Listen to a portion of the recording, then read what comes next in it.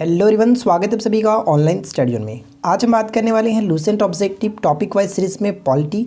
और पॉलिटी में हम देखेंगे बहुत ज़्यादा इंपॉर्टेंट, जहां से कई सारे क्वेश्चंस पूछे जाते हैं, प्रमुख अनुच्छेद। तो इस वीडियो को एंड तक ज़रूर देखना। ना देखने का मन हो तो भी इस वीडियो को एंड तक ज़रूर ख़त्म करें, क्योंकि यहाँ पर टॉप 75 मोस्ट इंपॉर्टेंट MCQ में से आपको बहुत ही अच्छे अच्छे क्वेश्चंस मिल जाएंगे। तो इस वीडियो को एंड तक ज़रूर देखें। वीडियो अच्छी लगे तो लाइक एंड शेयर भी ज़रूर कीजिएगा। चाहे तो आप सेट्स भी लगा सकते हैं और लास्ट में कमेंट करके बताइए कि आउट ऑफ 75 से कितना आप स्कोरिंग कर सकते हैं।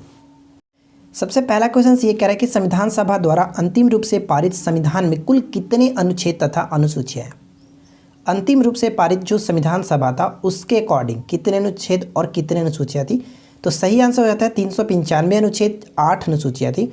ऑप्शन हम सी को टिक करेंगे। संविधान के किस अनुच्छेद में यह अंकित है कि इंडिया अर्थात भारत राज्यों का एक संघ है।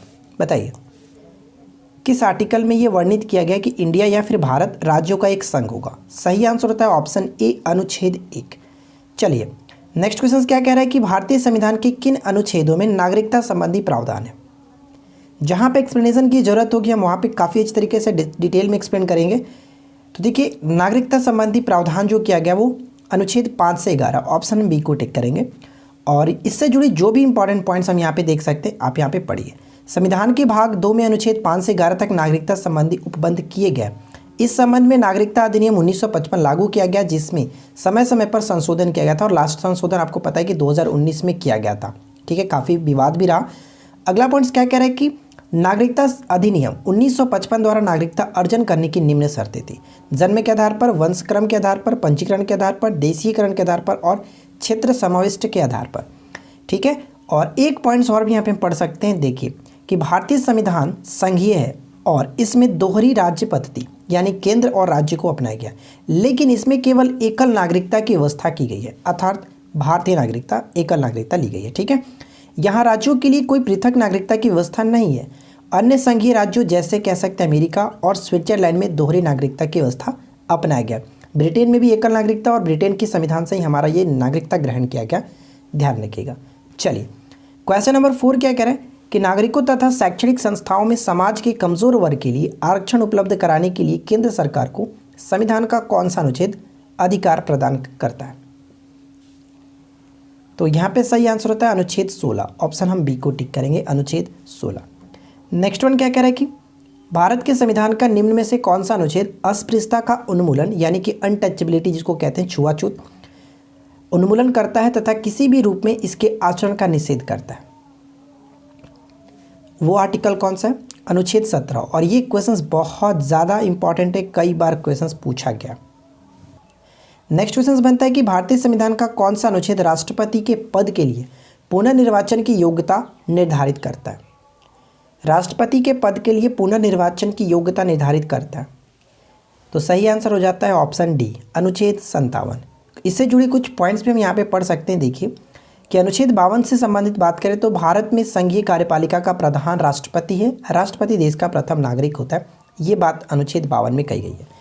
अनुच्छेद 54 की देखें तो राष्ट्रपति का निर्वाचन ऐसे निर्वाचक मंडल द्वारा किया जाएगा जिसमें संसद के दोनों सदनों के निर्वाचित सदस्य, ध्यान रखिए ये पॉइंट्स बहुत ज़्यादा इंपॉर्टेंट है कि संसद के दोनों सदनों यानी कि लोकसभा और राज्यसभा के निर्वाचित सदस्य, साथ ही साथ राज्यों की विधानसभाओं के निर्वाचित सदस्य शामिल होंगे। ठीक है, तो ये चीज़ ध्यान रखिएगा। और वहीं से हम बात करें अनुच्छेद 55, तो हम यहाँ पे पढ़ सकते हैं कि अनुच्छेद 55 राष्ट्रपति के निर्वाचन की रीति दी गई है। और अनुच्छेद 57 क्या है कि अनुच्छेद 57 के अनुसार कहा गया है कि कोई व्यक्ति राष्ट्रपति पद पर पुनः निर्वाचन के लिए योग्य, किंतु वह कितनी बार राष्ट्रपति चुना जा सकता है, इस प्रश्न पर संविधान मौन है। अर्थात हम ये कह सकते हैं कि हमारे देश में राष्ट्रपति चाहे कितनी बार भी बन सकता है, इसके बारे में संविधान में कोई उल्लेख नहीं है, कोई लिमिट नहीं है। लेकिन अगर हम यूएसए की बात करें तो यूएसए के संविधान में ऐसा लिमिट है कि 2 बार से ज़्यादा राष्ट्रपति आप नहीं बन सकते। ठीक है, लेकिन हमारे संविधान में इसके बारे में कोई भी प्रश्न नहीं है। आई होप कि यहाँ तक आपको कोई दिक्कत नहीं हो रही होगी। वीडियो अच्छी लगे तो वीडियो को लाइक ज़रूर कर देना फ्रेंड्स, क्योंकि आपका लाइक ही हमें अच्छा लगता है, मोटिवेट करता है। देखिए नेक्स्ट क्वेश्चन क्या है कि भारतीय संविधान के किस अनुच्छेद के अंतर्गत भाषण एवं अभिव्यक्ति की स्वतंत्रता के अधिकार की गारंटी दी गई है। भाषण एवं अभिव्यक्ति की स्वतंत्रता के अधिकार की गारंटी दी गई है। अनुच्छेद 19, ऑप्शन ए को टिक करेंगे, अनुच्छेद 19। ठीक है, यहाँ पे हम अनुच्छेद 20 को पढ़ सकते हैं, काफ़ी इंपॉर्टेंट पॉइंट्स बन सकते हैं कि अनुच्छेद 20 में क्या है कि अपराधों के लिए दो सिद्धि के संबंध में संरक्षण, इसके तहत 3 प्रकार की स्वतंत्रता का वर्णन किया गया। किसी भी व्यक्ति को एक अपराध के लिए सिर्फ एक ही बार सजा मिलेगी, ये डायरेक्ट भी क्वेश्चन पूछा जाता है कि किस आर्टिकल में, ठीक है। अपराध करने के समय जो कानून है इसी के तहत सजा मिलेगी, ना कि पहले और ना ही बाद में बनने वाले कानून के तहत, ठीक है ना। किसी भी व्यक्ति को स्वयं के विरुद्ध न्यायालय में गवाही देने के लिए बाध्य नहीं किया जाएगा। एक पॉइंट्स और यहाँ पे पढ़ सकते हैं कि अनुच्छेद 21 में क्या है कि प्राण एवं दैहिक स्वतंत्रता का संरक्षण, ये क्वेश्चन भी बहुत बार रिपीट हुआ है। देखिए नेक्स्ट क्वेश्चन क्या कह रहा है कि भारतीय संविधान के किस अनुच्छेद में प्रेस की स्वतंत्रता दी गई है। तो प्रेस की स्वतंत्रता का उल्लेख संविधान के किस अनुच्छेद में, अनुच्छेद 19 के फर्स्ट, ऑप्शन हम डी को टिक करेंगे। और मैं आपको बता दूं कि अनुच्छेद जो 19 है इसमें कुल कितने प्रकार की स्वतंत्रता का उल्लेख किया गया, तो कुल 6 प्रकार के स्वतंत्रता का उल्लेख किया गया। ये पॉइंट्स आप याद रखिएगा। नेक्स्ट क्वेश्चन देखिए क्या कि मौलिक अधिकार के अंतर्गत कौन सा अनुच्छेद बच्चों के शोषण से संबंधित है। बच्चों के शोषण से संबंधित कौन सा अधिकार है, तो अनुच्छेद 24, ऑप्शन हम डी को टिक करेंगे, अनुच्छेद 24। नेक्स्ट वन कि संविधान के किस अनुच्छेद में अल्पसंख्यकों के हितों के संरक्षण की व्यवस्था की गई है। अल्पसंख्यकों के हितों के संरक्षण की व्यवस्था की गई है। यहाँ पे जितने भी क्वेश्चंस आप देखेंगे 75 क्वेश्चंस, उनमें एक भी ऐसा क्वेश्चंस नहीं होगा जो एग्जाम्स में नहीं पूछा जाता है। तो बस वीडियो को एंड तक ख़त्म कीजिए, यहाँ पे आपके पास अच्छी खासी जो कि कलेक्शन हो जाएगी अनुच्छेद से रिलेटेड। तो यहाँ पे हम बात करें अल्पसंख्यकों के हितों का संरक्षण, अनुच्छेद 29, ऑप्शन बी को टिक करेंगे। दोस्तों आज का वीडियो शुरू करने से पहले मैं आपको अनअकैडमी के बारे में बताना चाहूँगा। अनअकैडमी लाया है आपके लिए एक फ्री प्लान जिसमें आपको बिहार के टॉप एजुकेटर से पढ़ने का सुनहरा मौका मिलेगा। उसी के साथ आपको मिलेगा 300 से ज़्यादा free live classes live doubt clearing के साथ, और 20,000 से ज़्यादा practice questions, free mock test और उनके एनालिसिस भी, और भी बहुत कुछ। हम आपको बता दें फ्रेंड्स कि फ्री प्लान का बेनिफिट्स बस यहाँ तक ख़त्म नहीं होता है, हमारी तैयारी के लिए मॉक टेस्ट भी बहुत ज़रूरी है। तो अगर आप बीपीएससी प्रीलिम्स की तैयारी कर रहे हैं तो हर रविवार को आपके लिए अनअकैडमी मॉक टेस्ट करवा रहे हैं, और साथ साथ उसके साथ में आपको बता दूं कि और अगर आप बिहार एसआई की तैयारी कर रहे हैं तो हर शनिवार को। एक चीज़ मैं आपको और बता दूं कि जो फ्रेंड्स बिहार एसआई की तैयारी कर रहे हैं वो ध्यान से सुने। आपकी तैयारी पूरी कराने के लिए अनअकैडमी ने 3 दिन का स्पेशल क्लासेस फेस्टिवल शुरू किया, जिसमें रोज़ 15 से भी ज़्यादा स्पेशल क्लासेस होंगी, और ये सभी क्लासेस बीपीएससी के टॉप एजुकेटर्स देंगे, और आपके बिहार एसआई को कंप्लीट रिवीजन करेंगे एमसीक्यू फोकस रखकर। ये जो क्लास स्टार्ट हो रही है वो 13 फरवरी से शुरू होगा और 15 फरवरी तक चलेगा। इन सभी चीज़ों का लिंक मैंने नीचे डिस्क्रिप्शन में दे दिया, आप वहाँ से जाकर के चेक कर सकते हैं। अगला क्वेश्चन कह रहा है कि कौन से अनुच्छेद के अंतर्गत भारत का सर्वोच्च न्यायालय नागरिकों के मौलिक अधिकारों की रक्षा करता है। ध्यान दीजिएगा, सर्वोच्च न्यायालय की बात की जा रही है। सर्वोच्च न्यायालय मौलिक अधिकारों की रक्षा करता है आर्टिकल 32 के तहत। अगर यहीं पे बात उच्च न्यायालय की जाती, यानी हाई कोर्ट की जाती, तो वहाँ पे हम आर्टिकल 226 को टिक करते हैं। फिलहाल यहाँ पे सही आंसर हमारा होगा ऑप्शन डी, अनुच्छेद 32।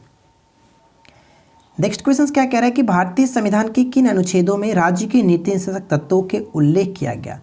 राज्य के नीति निर्देशक तत्वों का उल्लेख जो किया गया, हम कह सकते हैं कि भाग 4 में 36 से लेकर के 51 तक इसका वर्णन किया गया, और ये किस देश के संविधान से ग्रहण किया गया, जल्दी से कमेंट करके बताइए।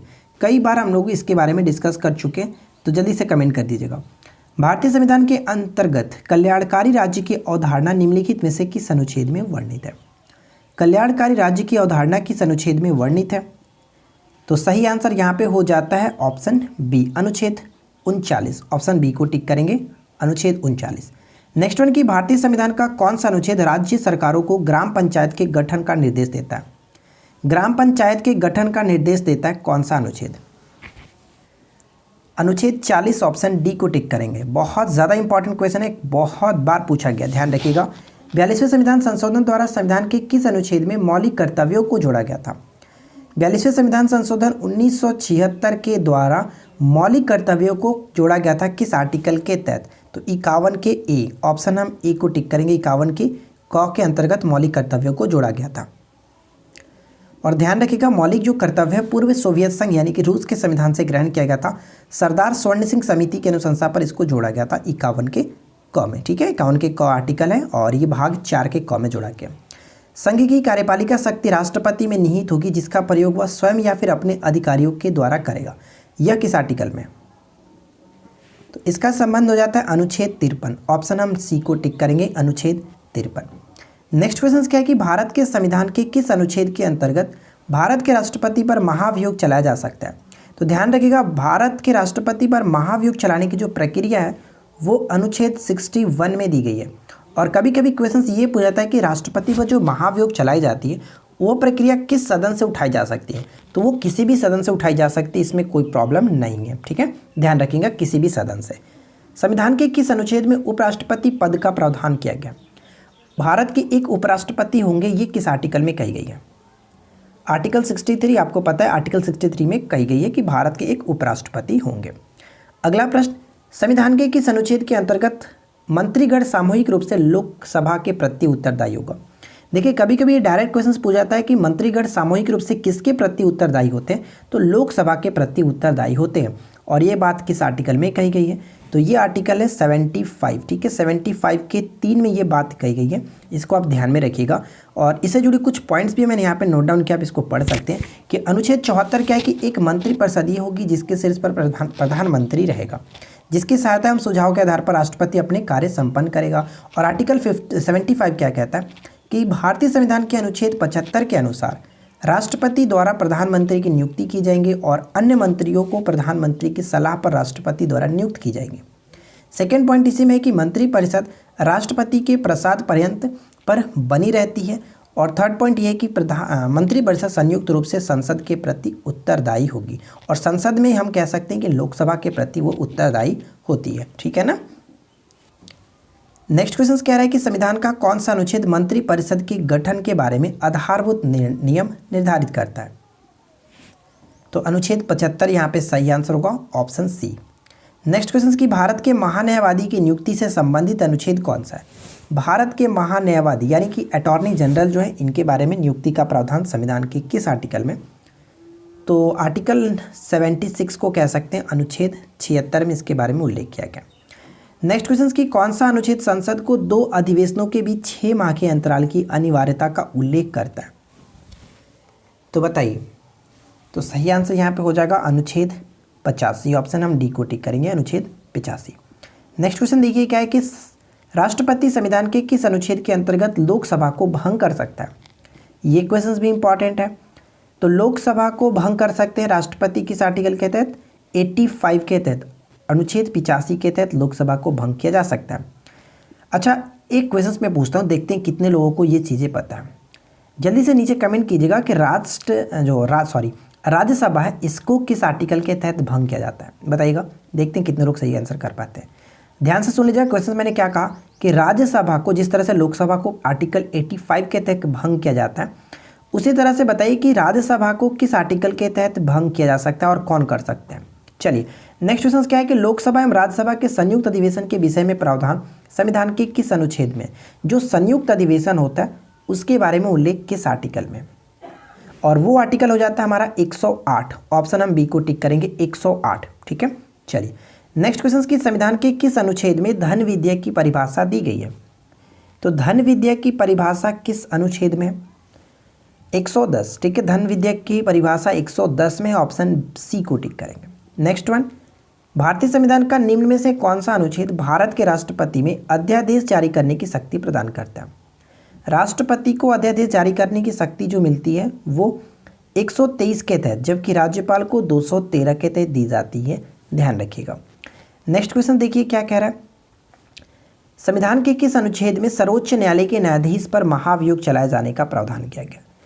सर्वोच्च न्यायालय के न्यायाधीश पर महाभियोग चलाए जाने का जो प्रावधान किया गया वो किसके अंतर्गत?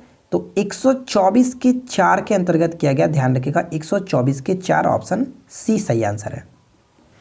एक क्वेश्चन बहुत ज़्यादा इंपॉर्टेंट है, ध्यान रखिएगा कि सर्वोच्च न्यायालय के न्यायाधीश वी रामास्वामी महाभियोग का सामना करने वाले पहले जस्टिस थे जिनके खिलाफ 1991 में महाभियोग प्रस्ताव लाया गया था। ठीक है, ध्यान रखिएगा।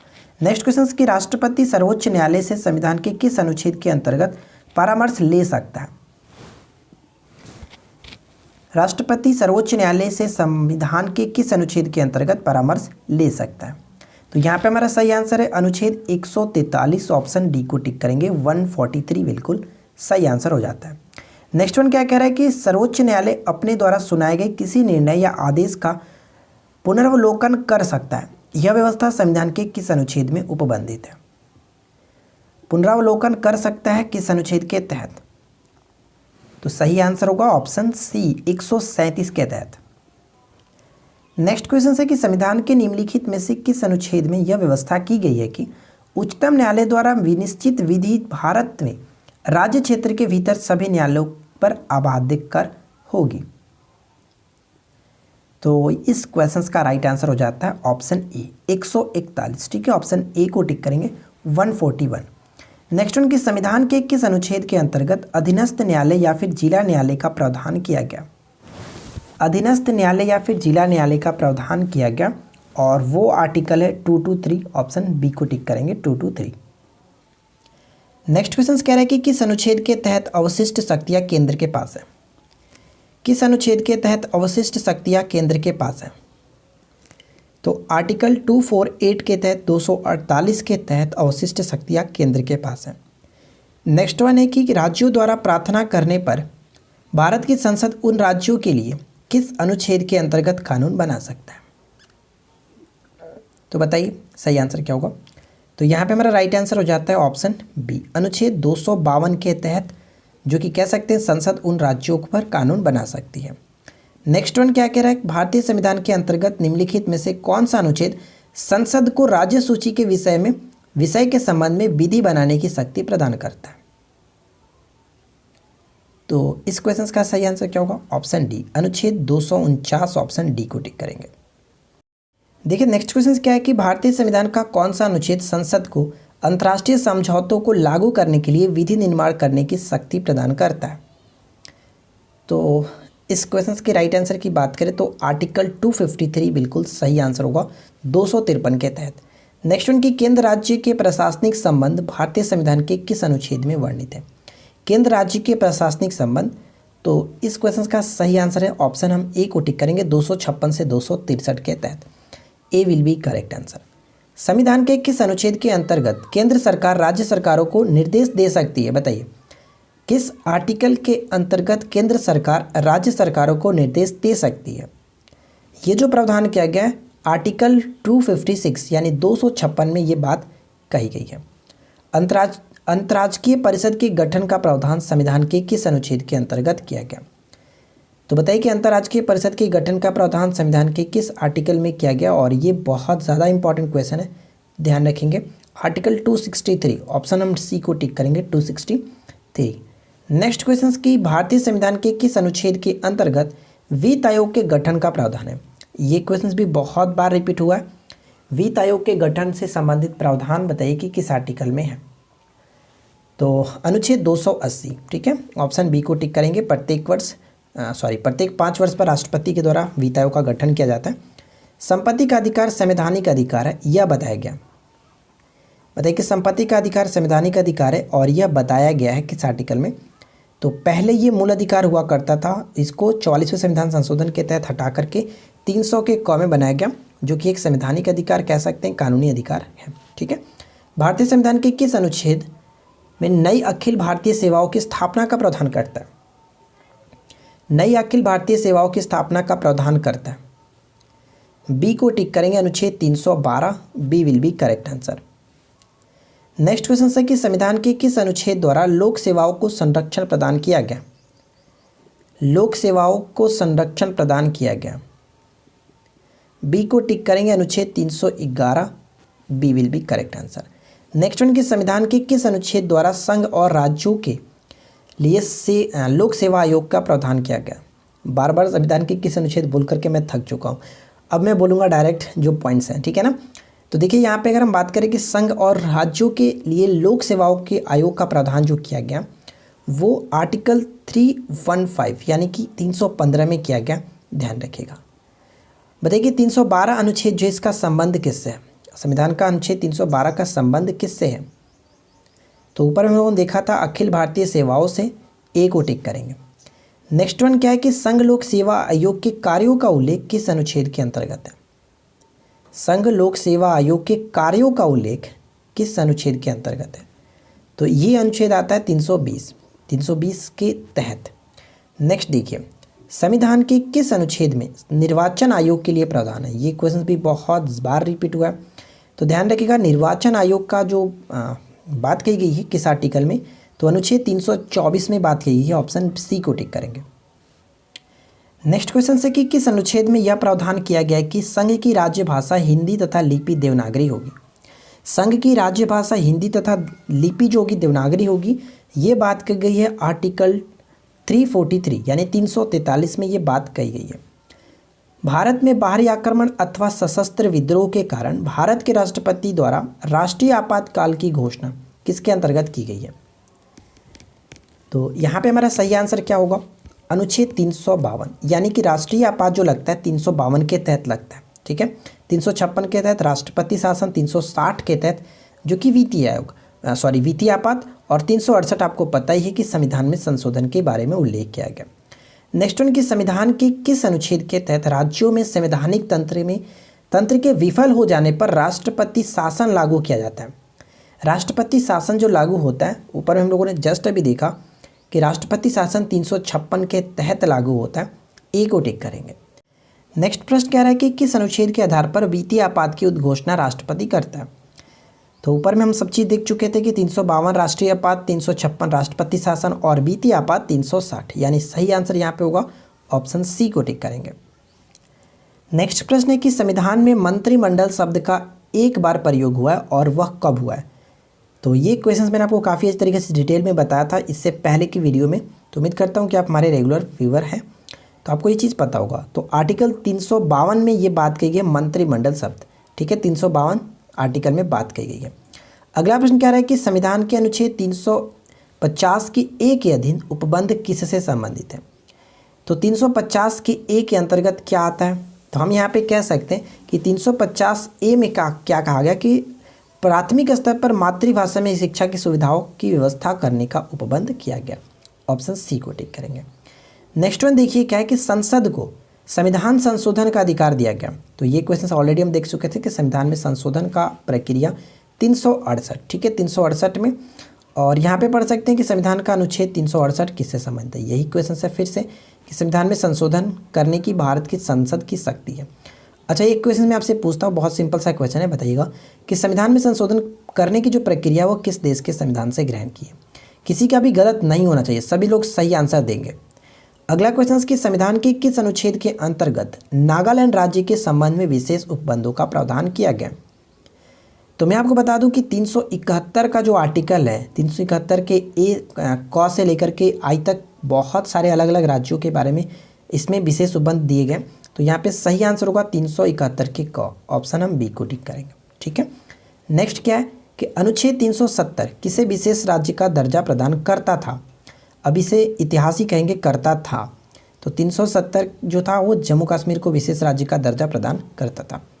नेक्स्ट वन के अनुच्छेद 356 का संबंध किससे है? अनुच्छेद 356 का संबंध किससे है? तो बताने की जरूरत तो नहीं पड़ेगी, राष्ट्रपति शासन ऑलरेडी आप जानते हैं, ऊपर में देख चुके हैं। नेक्स्ट वन क्या है कि संविधान संशोधन के किस अनुच्छेद में विभिन्न राज्यों से संबंधित विशिष्ट प्रावधान दिए गए? तो जस्ट मैंने आपको बताया कि 371 का आर्टिकल जो है 371 के क से लेकर के बहुत सारी इसमें बात की गई है। 371 ऑप्शन सी को टिक करेंगे। नेक्स्ट वन की संविधान के किस अनुच्छेद के प्रावधानों के अंतर्गत भारत सरकार द्वारा भारत रत्न, पद्म विभूषण आदि अलंकरण प्रदान किए जाते हैं? तो ये जो प्रदान किया जाता है आर्टिकल 18 के तहत, अनुच्छेद 18। नेक्स्ट वन है कि संविधान के किन अनुच्छेदों के अंतर्गत अल्पसंख्यकों को अपनी संस्कृति के संरक्षण तथा अपनी पसंद की शिक्षा संस्थाओं की स्थापना व संचालन करने का अधिकार प्रदान किया गया? तो ये आर्टिकल 29-30 ऑप्शन बी को टिक करेंगे। नेक्स्ट क्या है कि संविधान के किस अनुच्छेद में यह व्यवस्था की गई है कि प्रत्येक राज्य शिक्षा के प्राथमिक स्तर पर मातृभाषा में शिक्षा पर्याप्त सुविधाओं की व्यवस्था करने का प्रयास करेगा? तो ऊपर हमने देखा था कि 350 ए क्या है, तो इसी के साथ संबंधित था, इसलिए ऑप्शन सी को टिक करेंगे। नेक्स्ट वन की भारतीय संविधान में समानता का अधिकार 5 अनुच्छेदों द्वारा प्रदान किया गया, और यह है समता का अधिकार या फिर समानता का अधिकार, दोनों का मतलब एक ही है। और मैं आपको बता दूं कि वो 5 अनुच्छेद कौन से, 14 से लेकर के 18 तक बात कही गई है समता का अधिकार। नेक्स्ट पॉइंट क्या बनता है कि नीति निर्देशक सिद्धांतों के निम्नलिखित अनुच्छेदों में से कौन सा अंतर्राष्ट्रीय शांति व सुरक्षा के संवर्धन से संबंधित है? अंतर्राष्ट्रीय शांति व सुरक्षा से संबंधित जो अनुच्छेद की बात करें तो अनुच्छेद 51, ऑप्शन ए सही आंसर हो जाता है। नेक्स्ट क्वेश्चन है कि जब केंद्रीय मंत्रिमंडल ने चुनाव सुधारों पर अध्यादेश में बिना किसी बदलाव के उसे राष्ट्रपति को वापस भेजा, तब राष्ट्रपति ने भारतीय संविधान के कौन से अनुच्छेद के अंतर्गत उसे अपनी सहमति दी थी? तो यानी यहाँ पे बात सिंपल सी भाषा में देखें तो अध्यादेश, राष्ट्रपति के अध्यादेश का अनुच्छेद क्या है? 123, ऑप्शन सी को टिक करेंगे। नेक्स्ट क्वेश्चन की भारत के संविधान के निम्नलिखित अनुच्छेदों में से किसके अनुसार प्रत्येक राज्य की कार्यपालिका शक्ति इस प्रकार प्रयोग किया जाएगा जिससे कोई भी प्रतिकूल प्रभाव न पड़े? तो इसका संबंध हो जाता है 257 से, अनुच्छेद 257। नेक्स्ट प्रश्न है कि भारत के संविधान के निम्नलिखित में से कौन से अनुच्छेद में उपबंध है कि 14 वर्ष से कम उम्र के किसी बालक को किसी कारखाने या खान में काम करने के लिए नियोजित नहीं किया जाएगा, किसी अन्य परिसंकट में नियोजन में नहीं लगाया जाएगा। ये बात किस आर्टिकल में है? तो अनुच्छेद 24 में ये बात कही गई है, ऑप्शन ए सही होगा। देखिए नेक्स्ट क्वेश्चन क्या कह रहा है कि सूची 1 को सूची 2 के साथ सुमिलित करना है, ठीक है, यानी संस्था और अनुच्छेद के साथ यहाँ पे मैच करना है। देखिए कौन किसके साथ सही तरीके से मैच होगा बताइए। चलिए हम एक एक करके मैच करते हैं। नियंत्रक एवं महालेखा परीक्षक की बात करें तो वो इनका संबंध 148 है, यानी ए का 3 के साथ कहाँ पे मिल रहा है? ऑप्शन ए या फिर ऑप्शन बी। वित्त आयोग का संबंध 280 के साथ है, तो बी का 2 के साथ यहीं पे मिल रहा है, इसलिए ऑप्शन हम ए को टिक कर सकते हैं। अगर बात करें संघ लोक सेवा आयोग से संबंधित जो प्रावधान थी 315 में, तो डी का 1 के साथ, तो बिल्कुल सही है। यहाँ पे ऑप्शन ए हमारा काफ़ी अच्छे तरीके से सूटेबल हो जाता है। नेक्स्ट वन की भारतीय संविधान के किस अनुच्छेद के अंतर्गत भारत सरकार का दायित्व है कि वह बाह्य आक्रमण एवं आंतरिक अशांति से राज्यों की रक्षा करे? बाह्य आक्रमण और आंतरिक अशांति से राज्यों की रक्षा करे किस आर्टिकल में राष्ट्रपति का भारत सरकार का यह दायित्व है? तो 355 के तहत। अगर वो ऐसा करने में विफल हो जाता है तो वो 356 के तहत राष्ट्रपति शासन लागू कर देता है। ऑप्शन ए सही होगा। भारतीय संविधान के किस अनुच्छेद के अंतर्गत नियंत्रक एवं महालेखा परीक्षक की नियुक्ति की प्रावधान की गई है? तो जस्ट हमारा यही अभी ऊपर में क्वेश्चन था कि नियंत्रक एवं महालेखा परीक्षक अनुच्छेद 148 के बारे में, इनके बारे में उल्लेख है। नेक्स्ट क्वेश्चन क्या कह रहे हैं कि भारत के प्रत्येक नागरिक का कर्तव्य होगा कि प्राकृतिक पर्यावरण का संरक्षण एवं सुधार करें। यह कथन भारतीय संविधान के किस अनुच्छेद से संबंधित है? तो सही आंसर हमारा होगा ऑप्शन ए, 48 के ए में बात कही गई है। नेक्स्ट क्वेश्चन है कि राज्य विधानसभाओं में आंग्ल भारतीय समुदाय के लिए प्रतिनिधित्व का प्रावधान भारत के संविधान के किस अनुच्छेद से संबंधित है? तो यहाँ पे सही आंसर क्या होगा? ऑप्शन हम डी को टिक करेंगे, आर्टिकल 333। नेक्स्ट वन है कि भारतीय संविधान का कौन सा अनुच्छेद भारत की विदेश नीति से संबंधित है? भारत की विदेश नीति से संबंधित ऑलरेडी हम ऊपर में देखा था, अंतर्राष्ट्रीय शांति और सुरक्षा। तो क्या होगा सही आंसर? ऑप्शन डी, अनुच्छेद 51, ठीक है। राज्य के नीति निर्देशक सिद्धांतों के अंतर्गत ये आता है। निम्न में से भारतीय संविधान के किस अनुच्छेद का उपयोग अभी तक नहीं किया गया? तो निम्नलिखित में से बताइए कि कौन सा अनुच्छेद अभी तक उपयोग में नहीं लाया गया, और वो है 360। यानी मैं आपको बता दूं कि बीटी आपात अभी तक एक बार भी नहीं लागू हुआ है, इसलिए हम कह सकते हैं इसका उपयोग नहीं किया गया। डॉक्टर अंबेडकर के अनुसार कौन सा अनुच्छेद भारतीय संविधान का सबसे महत्वपूर्ण अनुच्छेद है? और ये क्वेश्चन बहुत ज़्यादा भी आई है, कई बार रिपीट भी हुआ है, ध्यान रखिएगा। अनुच्छेद 32, ऑप्शन सी को टिक करेंगे। नेक्स्ट क्वेश्चन देख लीजिए क्या कह रहा है कि किसी राज्य में विधान परिषद की स्थापना और समाप्ति का प्रावधान संविधान के किस आर्टिकल में है? तो यहाँ पे मेरा सही आंसर होगा अनुच्छेद 169, ऑप्शन बी को टिक करेंगे। तो देखिए फ्रेंड्स, यहाँ पे हम लोगों ने 75 मोस्ट इंपॉर्टेंट एमसीक्यू कवर किया जो कि अनुच्छेद से संबंधित था, और इसमें से बहुत सारे अनुच्छेद हैं जो कि हमेशा पेपर में आपको देखने को मिलते रहते हैं। वीडियो अच्छी लगी हो तो वीडियो को लाइक कर दीजिएगा, अपने दोस्तों के साथ शेयर कर दीजिएगा, और इस क्वेश्चन का राइट आंसर नीचे कमेंट करके बताइए कि सही आंसर क्या होगा। हम मिलते हैं किसी और वीडियो में नेक्स्ट टॉपिक के साथ। Thanks for watching, keep learning, have a good day. और जो फ्रेंड्स बीपीएससी प्रीलिम्स की तैयारी कर रहे हैं उनके लिए भी अनअकैडमी 3 दिन का रिवीजन क्लास लेकर आया है, जो कि आपके बीपीएससी के सिलेबस को पूरा कवर करेंगे, और ये क्लास भी आपका 13 फरवरी से शुरू हो रहा है। और जो स्टूडेंट्स अपने करंट अफेयर्स पक्का करना चाहते हैं उनके लिए पढ़ने के साथ साथ इनाम जीतने का भी मौका है। रोज रात 7 बजे हिस्सा लीजिए बीपीएससी करंट अफेयर्स के डेली अभ्यास में और उत्तर दीजिए 20 प्रश्नों का 20 मिनट में और पाए आकर्षक पुरस्कार। इस फ्री प्लान को एक्टिवेट करने के लिए प्ले स्टोर से डाउनलोड कीजिए अनअकैडमी का लर्निंग ऐप और सेलेक्ट कीजिए बीपीएससी गोल और यूज़ करें मेरा रेफरल कोड निरंजन 10, ठीक है। और फिर आपका फ्री प्लान एक्टिवेट हो जाएगा और आप देख सकेंगे सारी लाइव क्लासेस जो कि बिल्कुल फ्री और दे सकेंगे free mock test. Free content के साथ साथ अनअकैडमी पर आप ले सकते हैं प्लस सब्सक्रिप्शन आपकी कंप्लीट तैयारी के लिए। एक ही सब्सक्रिप्शन में पाए अनलिमिटेड बेनिफिट्स जैसे कि structured courses, dedicated batches for all exams और उसके साथ साथ मैं आपको बता दूं कि आप वीडियो को डाउनलोड भी कर सकते हैं ताकि आप कभी भी देख सकते हैं बिना किसी दिक्कत के। तो हो गई ना पूरी तैयारी एक ही जगह पे। आइए जान लेते हैं प्लस कोर्स के बारे में। ये उन लोगों के लिए खास है जो कि बीपीएससी प्रीलिम्स और मेंस की तैयारी करना चाहते हैं। अगर आप बीपीएससी की तैयारी कर रहे हैं तो घबराने की ज़रूरत नहीं है। अनअकैडमी आपके लिए लेकर आया फाउंडेशन बैच जहां आपको प्रीलिम्स और मेंस के कंप्लीट कोर्सेज कराए जाएंगे। जो बच्चे परीक्षा की तैयारी हिंदी में करना चाहते हैं उनके लिए विजय बीपीएससी शुरू हो रहा है 16 फरवरी से, और जो बच्चे इंग्लिश में तैयारी करना चाहते हैं उनके लिए टारगेट बीपीएससी शुरू हो चुका है 11 फरवरी से। तो अब देर किस बात की, आज ही ज्वाइन करें। अब मैं आपको बता दूं कि जो बच्चे बिहार एसआई की तैयारी कर रहे हैं, अनअकैडमी आपके लिए लाया है complete courses on Bihar SI, जो कि फ्रेंड्स ये शुरू हो रहा है 15 फरवरी से, जहां आपको बिहार एसआई के टॉप एडुकेटर्स पढ़ाएंगे। आज ही अनअकैडमी का सब्सक्रिप्शन लें। अनअकैडमी का सब्सक्रिप्शन लेने के लिए बस आप प्ले स्टोर से अनअकैडमी लर्निंग ऐप डाउनलोड कीजिए। इसमें अपना गोल बीपीएससी चूज़ कर लीजिए। प्लस कोर्स में जाकर के अपना मन चाहे बैच कोर्सेज को एनरोल करने के लिए गेट सब्सक्रिप्शन पर क्लिक कीजिए। एक चीज़ मैं आपको और बता दूं कि सब्सक्रिप्शन पर डिस्काउंट पाने के लिए मेरा रेफरल कोड निरंजन 10 को एंटर करें और पाएँ 10% का डिस्काउंट, जो कि सिर्फ इस महीने के लिए है। मार्च महीने से ये घट करके 5% हो जाएगा। अगर आप अपने अभी तक सब्सक्रिप्शन नहीं लिया है तो आज ही लीजिए। तो देर किस बात की दोस्तों, डाउनलोड कीजिए अनअकैडमी का लर्निंग ऐप और आज ही अपने बीपीएससी और एसआई को क्रैक करने में लग जाइए।